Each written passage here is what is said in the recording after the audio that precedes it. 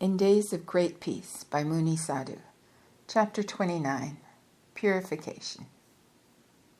For 30 years, Maharshi has held his office and performed his mission here in this quiet, little-known corner of India, not through preaching and lecturing about spiritual truth, which he has realized to such an amazing degree, but by his very presence, like a lofty beacon whose beams point the way to the safe harbor for all on the high seas who are searching for a haven.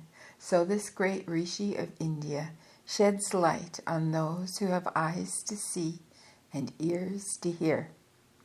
Day after day, year after year, he is here in the ashram and always approachable for all people during the greater part of the day, full of silence and peace, such as are possessed only by those who have attained the highest spiritual achievement.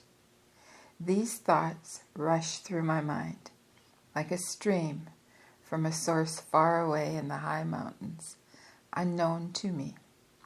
I do not try to discover those heights as I would probably have tried to do some time ago. Why should a man seek light when he is facing its very source?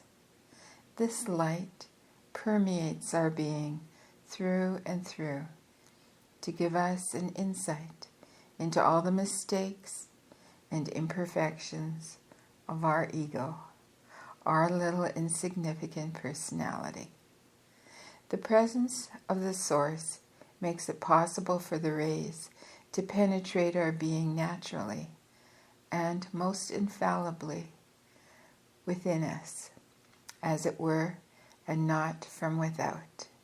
So there is no fear of an imposition or suggestion or anything from outside.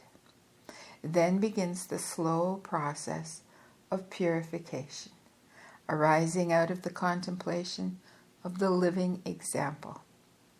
I notice that some of my blunders and sins, which seem to be deeply rooted during the years of my former lives, have now become anachronisms, in fact, impossibilities. Some inner moods, formerly rather frequent and provoking much suffering and conflict, are now dissolved like a distant mist, and the uncertainty so common to all human beings, as a matter of fact, their constant companion from the cradle to the grave, an uncertainty covered up by all kinds of theories, religious practices, and the membership of different organizations founded and guided by men as bund as they themselves, is slowly disappearing from my consciousness and giving way to the dawn of a new life. Sitting every day, as long as I can, at the feet of the sage, I have neither the time nor desire for a careful analysis of the changes taking place in my being. I know that whatever is happening should be so. I also know that I have to struggle with all the obstacles imposed by the unreal world, which seems to pull me back to roads I have left and lead me astray, but all in vain. When once we clearly realize that these were byways, there cannot be any return to them. My personality, of course, is not quite happy about it all, for it has to keep silent during these hours over which it was formerly an all-powerful ruler. The thought of salvation, so often dimming the sight of those who seek a selfish heaven, now seems ridiculous. The real salvation will come when the very object seeking salvation disappears. The activity of the perverse mental poison manifesting itself in a comparison of oneself to others is also dying out. The real meaning of the words of all the great teachers of humanity from time immemorial, and repeated in the eras and different forms, seems to open before my understanding. Why cannot the world perceive this one and the same essence of their teachings? Why does it give its narrow interpretation to their words, to suit its own convenience, and to avoid all effort? Once Maharshi, when asked, "What is the primordial sin spoken of by one of the great religions of the world?" answered, "It is the illusion of a separate personal existence. That is indeed the source and root of all blunders and sufferings. In truth, what can be expected from withdrawing into a narrow circle of selfish personal life?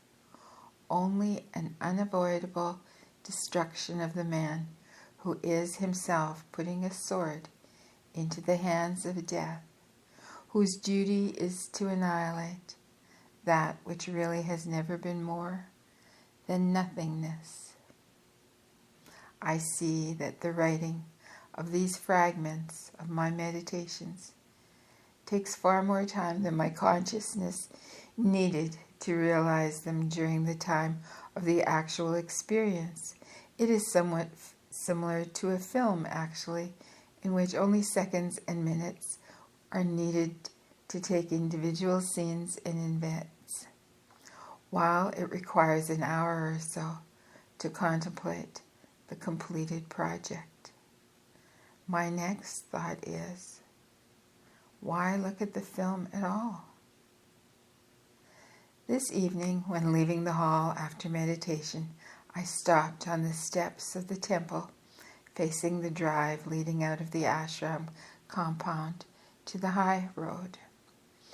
In the infinite spaces of the starry sky, innumerable universes are scattered, looking down on our earth, always the same, always distant, and yet now so near. These immensities, these infinities of space, no longer evoke in me feelings of nothingness, as they did when I believed in the reality of their existence. It was an illusion, which is created when we look at everything from the point of view of our own impermanent physical form. But when the belief in the reality of our body vanishes, the whole film of the cosmos appears to be nothing more than it really is, a play of light and shadow.